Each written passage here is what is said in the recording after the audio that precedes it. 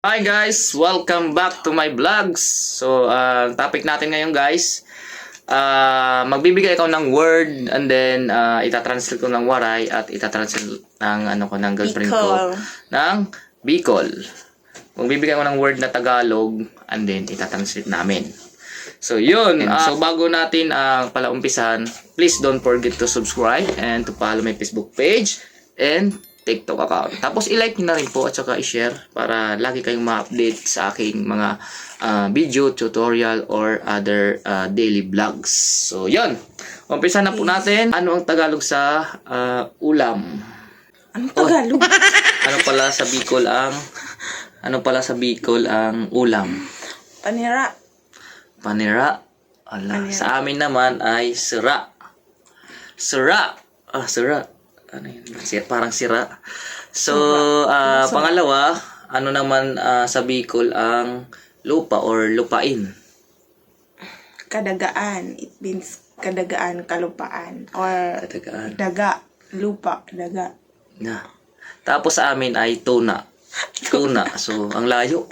Isda. Tuna. Tuna. Kasi tuna. Tuna, matigas. Bagay yung sasalita kasi namin sa Waray, medyo matigas. Tuna. Tuna. Tuna. Tuna lang, tuna. Sa yung kadagaan, parang mga daga, maraming daga. Pangit. So, pangit sa amin ay mapurot. Sa amin ay makanos. Ala, makanos. Makanos ka. Makanos ka din. Yan lang. So, ang Tagalog naman sa inyo ang maganda. Magayon. Magayon. Magayon. Sa amin, mahusay. Pulkang magayon. O, diba? Sa amin, mahusay. Parang maganda. Tagalog pa rin, mahusay. Sa amin, sa Waray, mahusay pag maganda. Uy, kahusay Di ba ang niya. mahusay magaling? Magaling. Pag sa Tagalog yun. Sa amin, pag mahusay, maganda. Uy, parang, halimbawa, sample. Uy, kahusay nim. Nim? Mat nim? Nim mo? Kahusay mo. Parang ganun. Tapos, ang tawag, anong Bicol sa inyo ang maliit? Maliit, saday. Saday. Sa Waray naman, gutiay.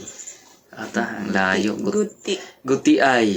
Gutiay. Halimbawa, ito. Gutiay. Maliit. Gutiay, maliit. So, sa part pala ng Samar, kasi mayroon din doon, parang dito sa Maynila, may north, may south. Sa amin kasi, east, southeast, or eastern Samar kasi kami, eastern Samar. So, pagdating ng sa bandang Tacloban or Leyte, medyo iba rin ang pagkakabigas ng Waray. So, yun. May ibang word din ang may Waray. ibang word din ang Waray. Sa Bicol, may ibang word din ang yun. Basta sa amin, yung mga word na binanggit ko, yun, sa Eastern Samar yun. Medyo may pagkamatigas. So, ano naman ang Bicol sa inyo ang pusa? Ikos. Ikos. Sa amin naman, uding. Pero ang Uding. tawag ni mama sa mga ikos, Uding. gamadya. Ayaw ka namang gamadya ka. Sa amin naman, uding. Ano yung aso? Waray, yung waray sa aso, sa amin ay ayam. Ayam. Sa amin, dayo. Ay, sa amin naman. Dayo. Ayam. Dayo. Parang dumayo. Hindi dayo.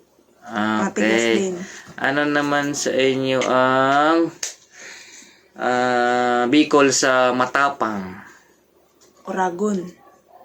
Yung pala yun. Oragon. Ako, Bicol. Oragon. Sa amin naman, maisog. Maisog. Maisog. May ano din naman pala. May... Maisog in nga babayi. Yan, ganyan. Maisugon, ganon. So, yun. Yan lang muna ngayon, guys. So, next vlog. Comment lang kung ano ang iba-vlog natin. Comment lang kayo, guys. So, yun. Please don't forget to like and share. Subscribe. And to follow my Facebook page. So, and yun. TikTok Thank you. account.